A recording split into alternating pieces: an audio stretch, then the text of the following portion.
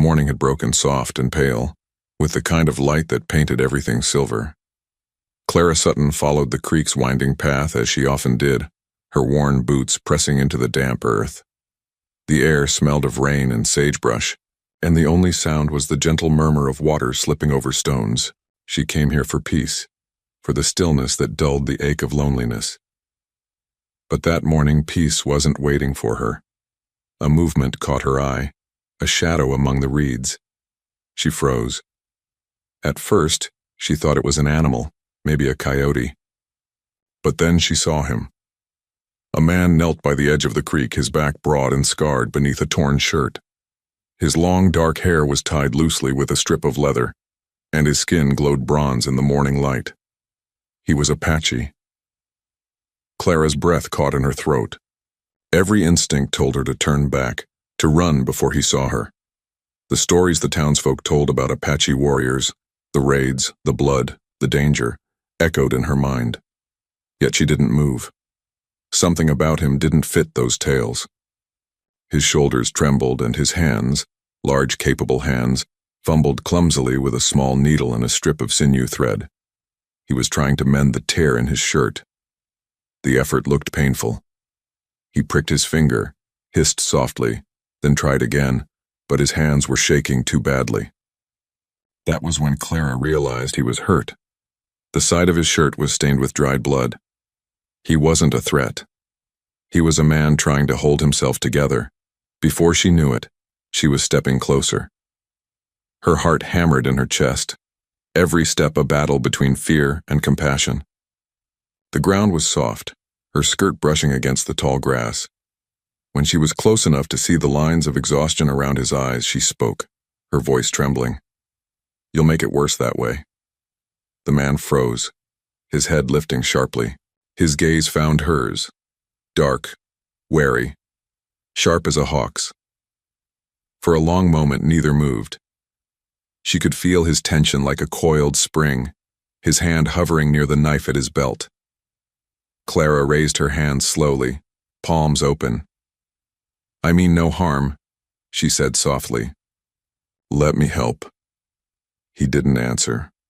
His breathing was steady but heavy, and his eyes searched her face as though weighing her soul. Then, with a slow nod, he set the needle down beside him. She knelt in the grass across from him. Her fingers trembled at first as she picked up the needle, the same one he'd been struggling with. It was small, bent from use. She could feel the heat of his gaze as she threaded it, her own breath uneven. "You're hurt," she said quietly. He gave a slight nod but didn't speak. His lips pressed into a thin line, pride and pain tangled together. She began stitching the torn fabric carefully, the sinew pulling tight under her fingers. The silence between them wasn't empty. It was charged, alive. Every movement felt intimate, forbidden somehow, as if mending his shirt was more than an act of kindness. It was a bridge between two worlds that weren't supposed to meet. After a while, she could feel his gaze soften. He watched her hands, small, quick, certain, and she saw something shift in his eyes. Trust, maybe, or wonder that someone like her would help a man like him. When she finished, she tied off the stitch neatly and sat back. "There," she murmured, brushing the dust from her skirt. He looked down at the repaired seam, then at her. "Why?" he asked finally, his voice low, rough, uncertain in English. She blinked at the question, then smiled faintly. "Because someone should." For a moment, the only sound was the creek babbling beside them. Then she reached into her satchel and pulled out a small loaf of bread, offering it to him. He hesitated, eyes flicking from her hand to her face, then took it slowly, his fingers brushing hers. It was a small touch, but it lingered like fire. Clara rose to her feet, her heart still pounding. "Take care of yourself," she said softly. He didn't reply, only watched her as she walked away through the mist, a silent warrior with a mended shirt, holding the bread of a stranger who hadn't been afraid. And though she didn't know it yet, that single act of kindness had changed both their lives forever. The next morning, the sun rose over the plains like a slow-burning ember. Clara tried to lose herself in chores, gathering eggs, splitting, kindling, feeding the mule, but her hands were clumsy, her thoughts restless. She couldn't shake the image of him, the Apache by the creek, his dark eyes watching her with quiet intensity. She told herself he was long gone. Men like him didn't linger near white settlements. It was too dangerous. Yet when she returned to the creek that afternoon to fill her pails, her heart stuttered. He was there. He stood across the water, mended shirt clinging cleanly to his shoulders now, his hair damp as if he'd been washing. For a moment, neither moved. The silence between them stretched thin as a thread. Clara swallowed hard. "You shouldn't be here," she said quietly, though her voice lacked conviction. He tilted his head slightly, studying her. "You came back," he replied in accented English, each word careful, deliberate. The simplicity of it caught her off guard. "I fetch water here every day," she said, defensive though she didn't know why. "It's my land." He looked down at the creek, a faint smile ghosting over his lips. "Water belongs to no one." That silenced her. She felt foolish, not because he was right, but because of how gently he'd said it. There was no mockery in his tone, only truth. She lowered her pails and knelt by the edge, dipping them in the current. When she looked up again, he was closer, not threateningly so, just near enough for her to see the shadows under his eyes. "Did you sleep?" she asked, before she could stop herself. He blinked, surprised by the question, then nodded slightly. "By the trees." His gaze softened. "You sew well." The words, plain and honest, sent a strange warmth through her chest. "Years of practice," she said, brushing a loose strand of hair from her face. "My husband," she paused, voice catching. "He tore his clothes faster than I could fix them." There was silence again, but a different kind this time. Not the wary silence of strangers. This one felt full, almost comforting. "I thank you," he said at last, his tone hushed. "You could have left me there." Clara looked at him steadily. "You didn't look like someone who meant harm." He gave a low, humorless laugh. "My face says otherwise to your people." She hesitated, then answered softly, "My people see what they're told to see." He looked up sharply, eyes catching hers. For the first time, she saw something almost like surprise in them, maybe even respect. The air between them changed, the tension still there but tempered by something new, understanding. A hawk cried overhead, circling lazily in the vast sky. Clara stood gripping the heavy pails. "You shouldn't stay too close to the town," she warned. "The soldiers have been through these parts again. They don't ask questions before shooting." He nodded slowly, his expression unreadable. "You speak truth." She hesitated, then reached into her apron pocket. "Here," she said, offering him a small cloth bundle. "Dried meat. It'll keep better than bread." He didn't move at first. Then, as if realizing this gesture was as dangerous for her as it was kind, he reached out and took it. His fingers brushed hers again. A small spark, fleeting yet alive. "I am called Tahoma," he said suddenly, as though giving her his name cost him something precious. "Clara," she answered. Her name sounded different in the quiet between them, softer somehow. He nodded once, almost a bow, then turned toward the hills. She watched him go until he was only a figure moving through the tall grass, blending with the earth and sky. As she lifted her pails, she realized her heart was pounding again. Not from fear this time, but from something far more dangerous. Curiosity. That night, long after the lamps were out and the crickets sang outside her cabin, she found herself staring at the small needle still lying by her bedside, the same one she'd used to mend his shirt. She ran her thumb over the cool metal, remembering the way his hands had trembled when he'd tried to sew. Somehow, in that silent exchange by the creek, two broken lives had begun to stitch together, slow, uncertain, but sure. 2 days passed before Clara saw him again. The spring air had turned warm, the sky stretched wide and blue over the plains. She was in her small garden behind the cabin, pruning early shoots. when the horses began to stir. Her mule brayed, restless, a warning she'd come to trust. Clara wiped her hands on her apron and looked up. There he was. Tahoma stood near the edge of the trees, half in sunlight, half in shadow. His expression was unreadable, but his stance spoke of weariness. The shirt she'd mended still clung to him, though she could see new dirt, new wear, and dried blood around the edges. He hadn't left. Or maybe he'd tried, but something had brought him back. Clara hesitated, torn between common sense and compassion. The town would never forgive her if they knew she was harboring an Apache. But his eyes, those dark, steady eyes, held a quiet plea she couldn't ignore.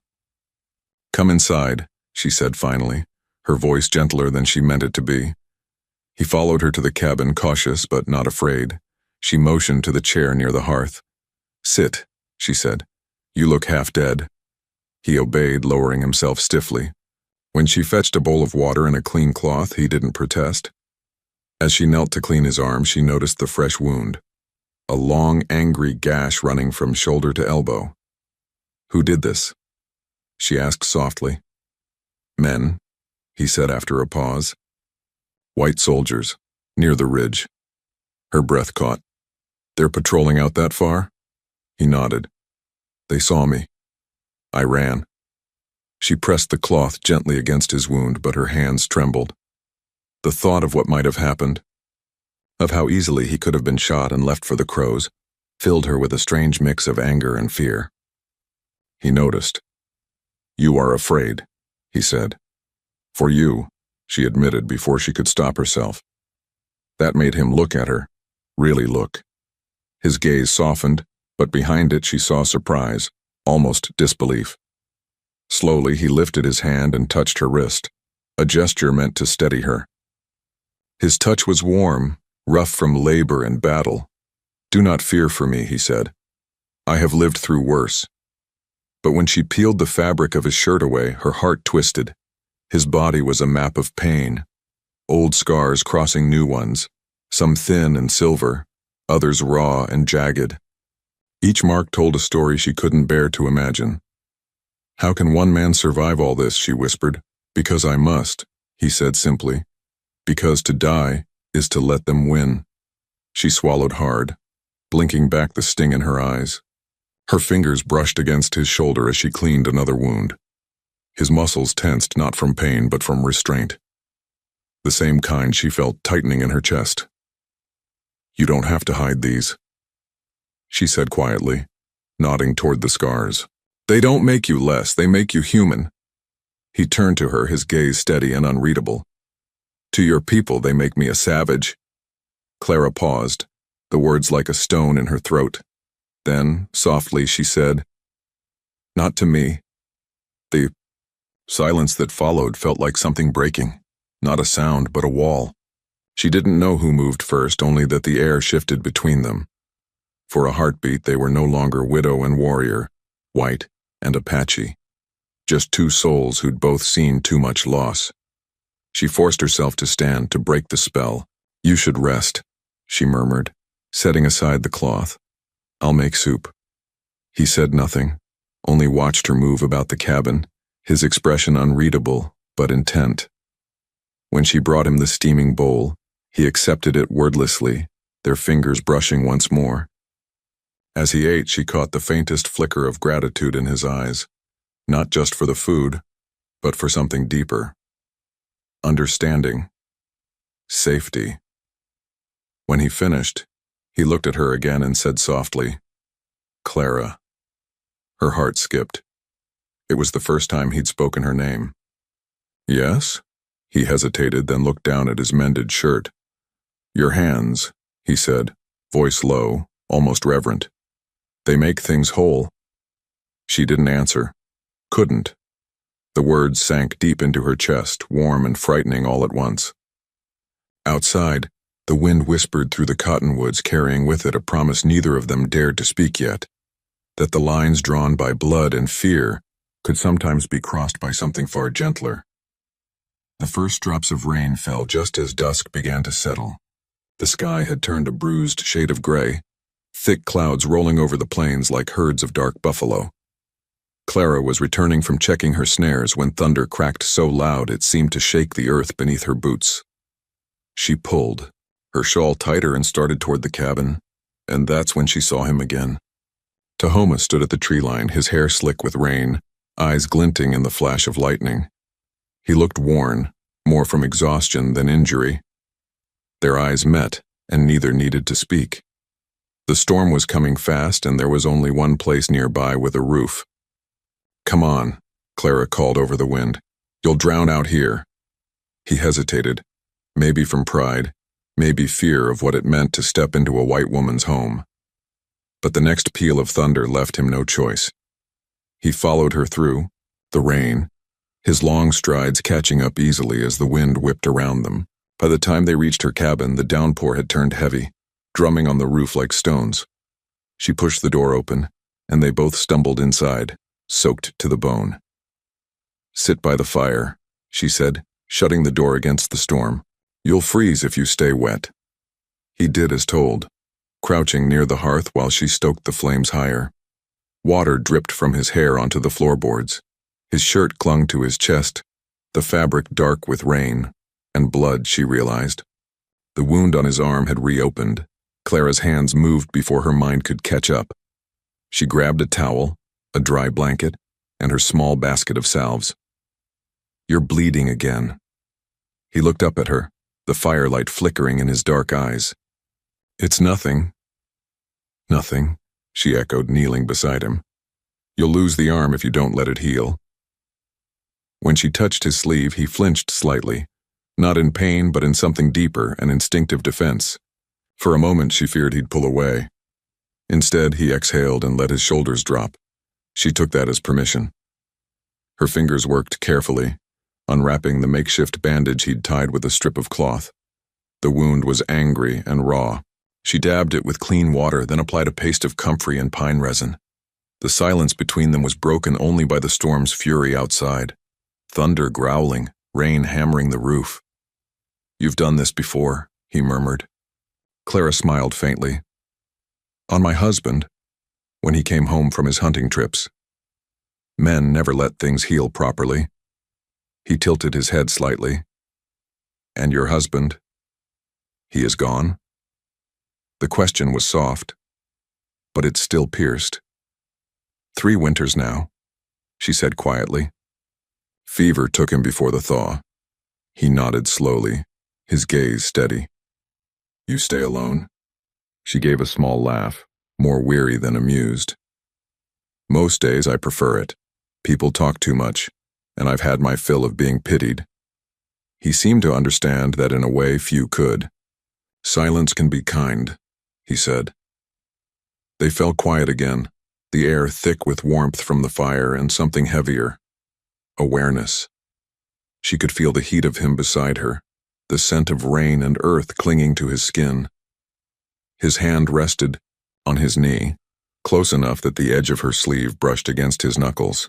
Lightning flashed through the window, lighting his face. Sharp lines softened by fatigue and trust. For an instant, Clara forgot about the storm entirely. "Rest," she whispered, pulling the blanket around his shoulders. "You'll be safe here tonight." He looked at her, his eyes meeting hers with quiet intensity. "Safe," he repeated, as if testing the word's truth.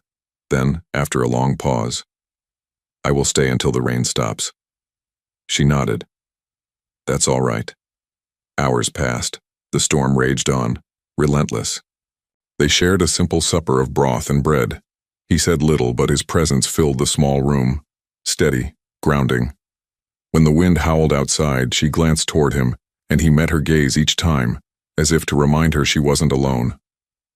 When the fire finally burned low, Tahoma lay by the hearth, his breathing deep and even. Clara sat nearby, watching the rain trace down the window pane. She should have been afraid of what people would say, of what she was feeling. But instead, she felt something else. Peace. For the first time since her husband's death, the cabin didn't feel empty, and as thunder rolled one last time across the plains, she realized that the storm had not just driven him into her shelter, It had broken open the walls around her heart. The storm passed with the sunrise. When Clara opened her eyes the next morning, golden light streamed through the cabin's small window, warming the rough wood floor. The fire had burned down to glowing embers, and the room was filled with that stillness that follows heavy rain. Soft, new, almost sacred. She sat up slowly, realizing she wasn't alone. Tahoma was sitting by the window, his back to her. He was bare-chested, washing his shirt in a basin of water, his movements quiet and deliberate. Steam rose from the wet cloth, and his long hair, still damp, hung down his spine like a dark ribbon. For a long moment, she simply watched. There was something peaceful about him now. The tension in his shoulders eased, his expression calm. The light painted the lines of his muscles and the scars she'd seen the night before. Each mark caught the sunlight differently, a record of everything he had survived. He must have felt her eyes on him because he turned slightly, his gaze meeting hers. For a heartbeat, neither spoke. Then he said in that deep, careful tone she was beginning to know, "The storm is gone." Clara smiled faintly. "Seems so. You sleep well?" He nodded once. The first time in many nights. She rose, brushing her hair back. "Then I'm glad the rain came." The words hung between them, heavier than they sounded. She busied herself at the stove, heating water for coffee, trying not to think about how his presence filled every corner of her small cabin. She told herself he'd leave soon. He had to. Men like him didn't belong in the quiet rhythm of a widow's life. But when she turned back, he was still there, and he was mending his shirt again. The rip she'd sewn days ago had torn once more near the shoulder. His fingers held the needle clumsily, as they had that first day by the creek. She watched him struggle, his brow furrowed in concentration, the needle trembling between his thick fingers. "Here," she said softly. "You'll ruin the thread that way." He looked up, almost embarrassed. "I try to learn," he said. "But the hands," he lifted them slightly, "they do not listen." Clara crossed the room and knelt beside him. "Then let them listen to mine." She took the needle from him, gently this time, almost ceremoniously. His hand lingered, the tips of his fingers brushing hers. She felt a small shiver run up her arm, but didn't pull away. Instead, she began to sew. He watched her quietly, his breath steady. "You move like the river," he said after a moment, his voice so low she almost missed it. Clara's hand stilled. "What?" He smiled slightly. "Slow but sure. You never fight the flow?" She laughed softly, surprised by the poetry in his words. "You talk prettier than most men in town." His smile widened just a little, but his eyes held something deeper. Admiration, perhaps even affection. "Your people talk much," he said, "but they do not listen. You listen." Her laughter faded. "Maybe because there's not much else to do out here." "No," he said simply. "Because you have heart." Her breath caught. No one had spoken to her like that in years. Not since before her husband died. Not with truth that simple, that disarming. She bent her head again, pretending to focus on her sewing, but her hands trembled slightly now. When the final stitch was done, she tied it neatly and handed him the shirt. "There, try again tomorrow," she teased softly. He took it, his fingers brushing hers again, deliberate this time. "I will learn," he said. "You teach well." There was something in his tone that made her heart flutter, something that wasn't about sewing at all. Later, when she went outside to hang the washing, she caught sight of him chopping wood near the fence. He worked with quiet strength, every swing sure and graceful. When he looked up, their eyes met again, and this time, neither looked away. They didn't need words. The way his hand brushed hers when he passed the bucket, the way she left an extra plate for him at supper, the way their eyes lingered longer each time. It all spoke a language neither had been taught but both somehow understood. That night, as she lay awake, Clara realized something had changed. Not in the world, but in the space between them. It was as though the air itself had learned to hold its breath when they were near. She told herself it was only gratitude, only friendship. But when she remembered his voice and low, steady, calling her river, she knew that wasn't true. Whatever this was, it was growing. Quietly, steadily, like the green shoots pushing through the soil after a long, hard rain. By midsummer, the plains had turned gold and the air shimmered with heat. The storm that had bound them together had long passed, but its echo lingered in the quiet rhythms of their days. Tahoma stayed longer than either of them had planned. He repaired her roof, mended the fence, and hunted when the snares came up empty. His presence became part of the land itself, silent, steady, unspoken. And in that stillness, Clara began to forget what the world outside might think, until the whispers started. It began with Mrs. Green, who ran the trading post in town. Clara had ridden in for flour and lamp oil, her hat low against the sun. As she counted out coins on the counter, Mrs. Green's eyes narrowed. "Been seeing smoke out by your cabin?" she said casually. "Thought you lived alone." Clara's hand froze over the coins. "I do," she lied. Mrs. Green leaned closer, lowering her voice. "Strange then, folks saying they've seen a man near your land." "Big fella, dark-skinned." Clara forced a smile. "Maybe a drifter. Plenty of them around after the war." Mrs. Green's mouth tightened. "Drifter or savage, it don't sit right. You be careful out there, Clara. Good women don't need trouble finding them." The word stung more than she wanted to admit. Clara finished her purchase quickly, feeling the heat of a dozen eyes on her back as she left town. By the time she reached her horse, her cheeks burned with anger and shame, not because of what they thought, but because of how easily they could destroy her for it. When she returned home, Tahoma was by the creek sharpening his knife. He looked up as she approached, sensing her tension before she spoke. "People have been talking," she said, tying off her horse, "about me." It wasn't a question. She sighed. "They don't understand." He looked back toward the horizon, his jaw tightening. "They never will."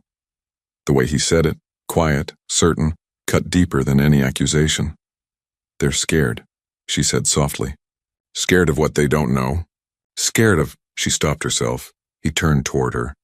"Of you and me." Her pulse quickened. "You make it sound like truth," he said simply. Clara drew in a breath, steadying herself. "You can't stay much longer. If the sheriff hears," his dark eyes held hers. "And if I leave?" She opened her mouth but couldn't find an answer.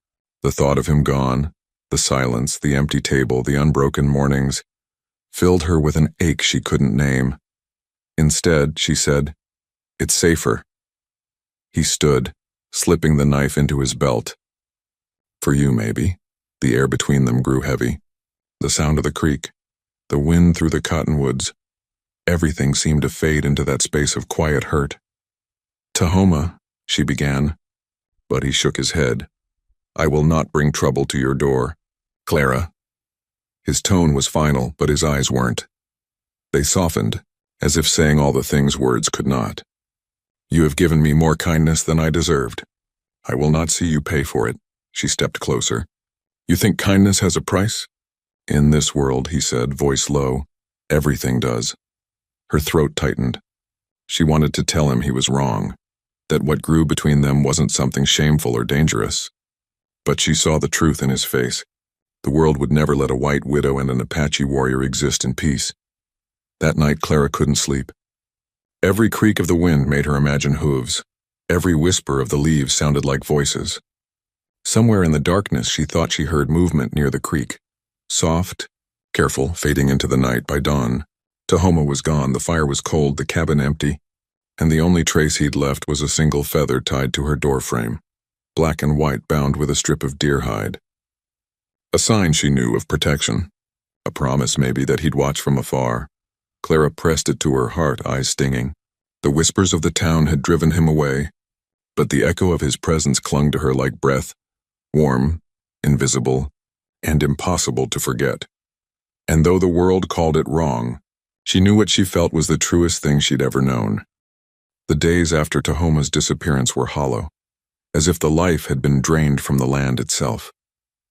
Clara went about her chores like a ghost, feeding the hens, mending clothes, chopping wood, but her hands moved without her heart. The cabin that had once felt full now echoed with silence. She told herself he'd done the right thing. That leaving had spared them both. But every night when the wind brushed through the pines, she imagined it was him whispering her name. Then one morning, as the sun rose pale and sharp over the ridge, she saw a cloud of dust in the distance. A single rider galloping hard toward her cabin. Her stomach tightened. It was Sheriff Hale. He dismounted before she could even greet him, boots crunching in the dirt. His face was set, his eyes narrow. "Morning, Clara," he said, voice thick with suspicion. Mind if I come in? She hesitated. If you've come for coffee, it's on the stove. He didn't smile. I've come for answers. Clara's pulse thudded. About what? About the Apache some folks say you've been harboring. Her breath hitched, but she kept her voice calm. There's been no one here but me. The sheriff glanced past her shoulder into the cabin. His gaze lingered on the extra cup hanging by the shelf, the freshly mended shirt folded near the fire. You sure about that? He asked quietly. She swallowed. You calling me a liar, Sheriff? He studied her face a long moment. I'm saying folks are nervous. A rancher claims one of his steers was taken down by a man with a bow. A few boys saw smoke near your woods. They think he's still around. Clara crossed her arms. And you think I'd lie to protect him? Hale's mouth tightened. I think you're a good woman. But good women make bad choices when they get lonely. The words hit like a slap. He stepped closer, lowering his voice. You tell me where he is, Clara. I'll see he's taken in alive. Otherwise, if one of the boys catches him first. He didn't finish the sentence. He didn't have to. She stared at him, her heart pounding. Then she said evenly, I've got nothing to tell you. The sheriff looked at her for a long, uneasy moment, then nodded. If you see him, you best pray you tell me first. Because if he's still out there, the men'll be hunting by nightfall. He tipped his hat and rode off, leaving a trail of dust and dread behind him. That evening, Clara stood by the creek clutching the feather he'd left behind. The sky bled crimson into the horizon and a terrible thought gripped her. What if they already found him? She couldn't stand still. She grabbed her lantern and rifle and followed the narrow path into the woods where they'd once gathered firewood together. Every step cracked twigs beneath her boots. Every shadow felt alive. The air was thick with the scent of pine and coming rain. Then she heard it, a rustle behind the rocks near the ridge. She raised the lantern. Tahoma, she whispered. He stepped out slowly, eyes wary but soft when they met hers. His hair was damp from the mist, his clothes torn from travel. You shouldn't have come, he said. They're hunting you, she breathed. The sheriff, he knows. He nodded grimly. I've seen their firelight. I was leaving before they reached the valley. She shook her head. No, you can't keep running. He smiled faintly. That's all my people ever did. Tears burned her eyes. Then let me help you. I'll hide you. Just until they... Clara, he interrupted softly, stepping closer.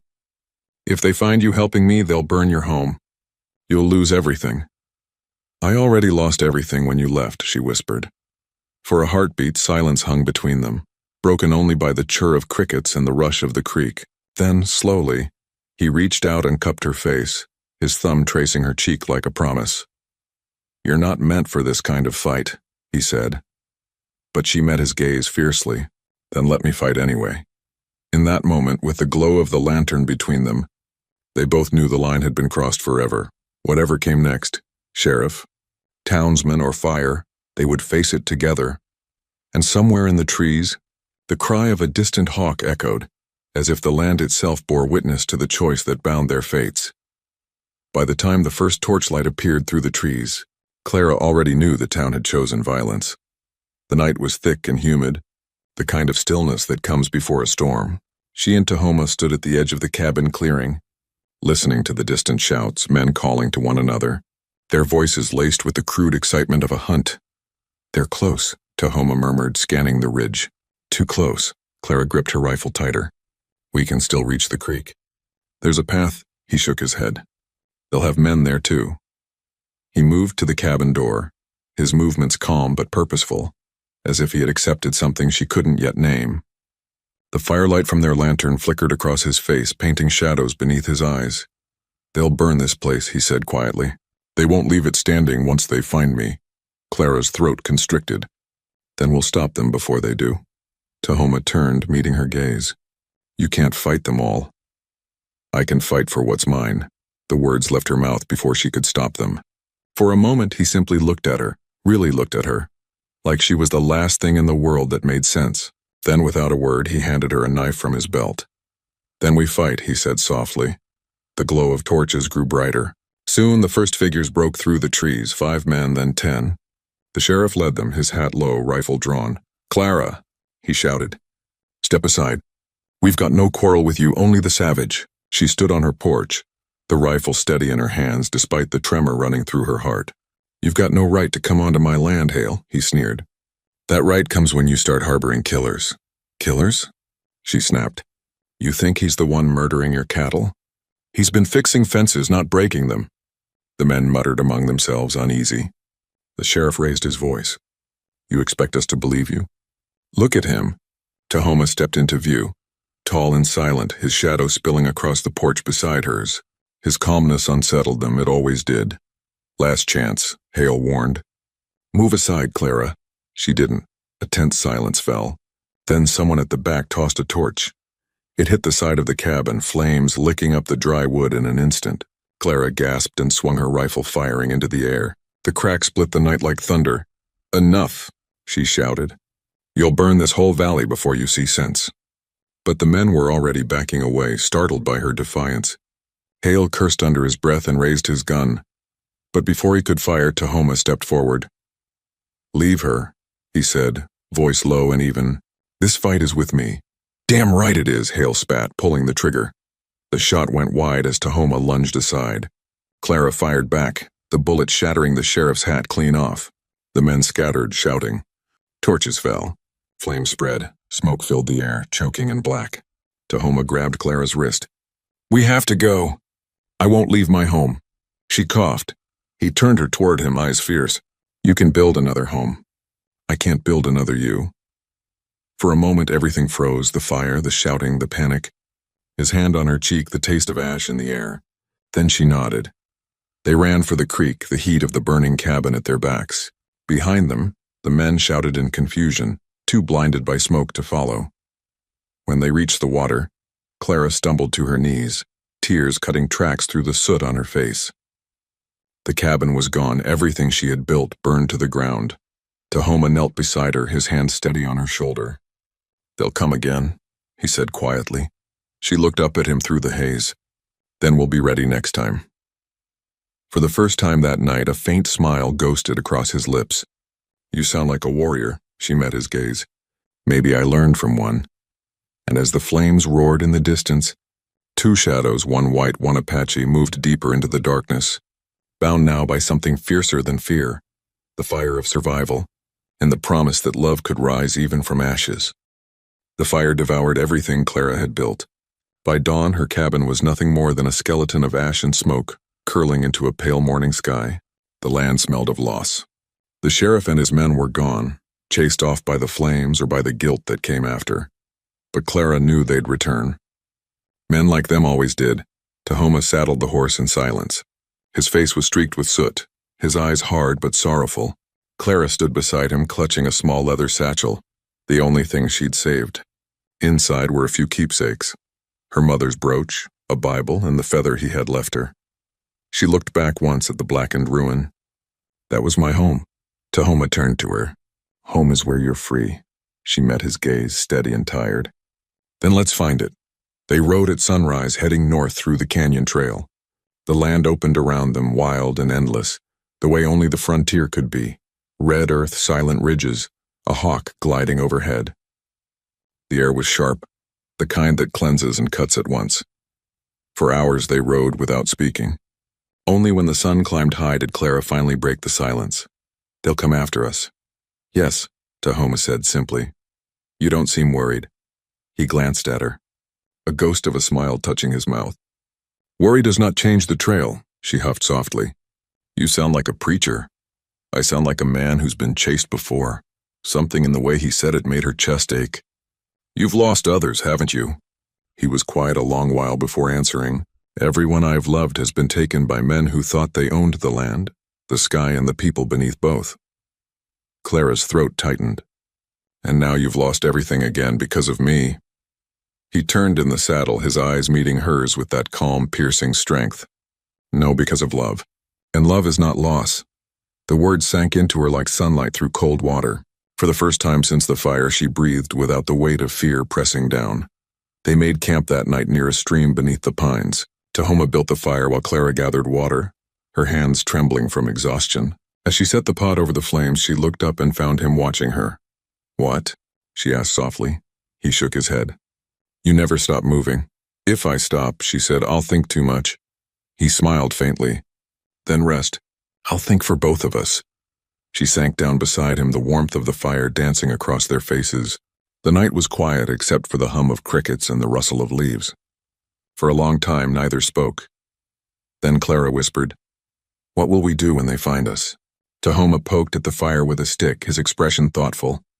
"We keep riding. There are valleys farther west, places where the white man's law doesn't reach yet. My mother's kin may still live near the Red Mesa. If they do, they will take us in." She nodded slowly. "And if they don't?" He looked at her then, his gaze soft but unyielding. "Then we build our own place. One no one can burn." A lump rose in her throat. She wanted to believe him, to believe the world would allow such a thing. But looking into his eyes, she realized it didn't matter what the world allowed. What mattered was that he believed it and she believed in him. As the fire dimmed to embers, he reached out, his rough fingers brushing her hand. The touch was hesitant, reverent, like a vow whispered in a sacred place. "I thought my life ended with the wars," he said quietly. "But then you found me, mending my shirt. You saw me when no one else dared to look." Clara swallowed hard. "You were trembling that day." "I still am," he admitted, "but not from fear anymore." She turned her hand over, threading her fingers through his. "Then tremble with me." They sat there, two souls bound by ash and hope, watching the stars climb higher until the first light of dawn spilled over the ridge. Tomorrow would bring danger. The sheriff might return. The world might never forgive them. But tonight, under the open sky, they were free. No whispers, no shame, no walls of wood or fear. Just the sound of the wind through the trees and the steady rhythm of two hearts finally beating in the same world. The trail led them higher into the mountains, beyond where wagons dared go, beyond the reach of the law and the hate that hunted them. The land changed with every mile, from sun-baked desert to whispering pines, from dry dust to cool mist. It was as if the earth itself was hiding them, folding them into its arms. By the fourth day, Clara's body ached, but her spirit burned steady. She had left behind everything she knew, her name in town, her home, her safety, but she'd never felt so alive. Every sunrise was a blessing, every heartbeat proof that they had outrun the flames. Tahoma rode ahead, his silhouette sharp against the bright morning sky. When he stopped at the crest of a ridge, Clara guided her horse up beside him and gasped. Below them stretched a hidden valley, green and untouched, wrapped by cliffs on every side. A river ran like a ribbon of light through its heart. Birds moved over the water in silver flashes, and wildflowers swayed in the wind. "It's," she whispered, unable to find the words. "Home," he finished softly. For the first time since they'd met, his voice held something new. Hope. They descended into the valley by dusk, following the river until they reached a small hollow near the trees. There, among the soft grass and the sound of running water, they made camp. Clara knelt, touching the earth. "No one's been here for years." Tahoma looked around, then nodded toward a distant rise. "My mother once told me of a place like this, where the world forgot to take sides." "Maybe this is it," Clara smiled faintly. "Then let's remind the world what it missed." Over the next days, they worked side by side. He built a lean-to from cedar branches while she gathered wild herbs and found a flat patch for planting. They drank from the river, washed away the soot of the fire, and learned the rhythm of quiet survival. One evening, as the sun dipped behind the peaks, painting the valley gold, Clara watched Tahoma by the fire. He was mending something again, a tear in her skirt this time, his large hands patient and careful. She couldn't help but laugh softly. "You still can't let a broken thing be, can you?" He glanced up, smiling. "I told you, mending keeps the heart steady." She moved to sit beside him, her gaze tracing his hands as they worked. "Then I suppose my heart's been in your hands for a while now." He set the needle down, eyes meeting hers with quiet fire. "And I will never let it tear again." They sat there, the fire crackling between them, the scent of pine and smoke weaving through the air. In that moment, words weren't needed. His hand found hers. The silence between them wasn't emptiness anymore, it was belonging. Days turned into weeks. The valley became their world, its mornings full of mist, its nights full of stars. Clara learned to read the land like he did, to follow tracks, to fish by the river, to listen to the way the wind changed before rain. Tahoma taught her the old words of his people, soft syllables that meant light, home, and forever. Sometimes they'd see a hawk overhead circling high, and he would nod toward it. "Watch her," he'd say. "He guards us." One morning she woke to find him carving something by the fire. When he was done, he handed it to her, a small wooden pendant shaped like a feather, polished smooth. "For when I'm gone hunting," he said quietly, "so you know I will return." She slipped it over her neck, her fingers trembling. "And if you don't?" He smiled, touching her cheek. "Then I'll come back with the wind." Tears glistened in her eyes. "You always say that." "Because it's true." Years later, though the world outside would forget their names, the valley would remember them. Travelers would speak of a hidden place where smoke sometimes rose from a distant fire, where laughter echoed faintly through the pines. They'd say an Apache and a white woman once lived there, building something the world tried to destroy. Peace. And every spring, when the river ran high and the hawks circled low, two feathers, one black, one white, would drift together downstream, carried by the same current. No one could ever tell where one began and the other ended, just as it was meant to be.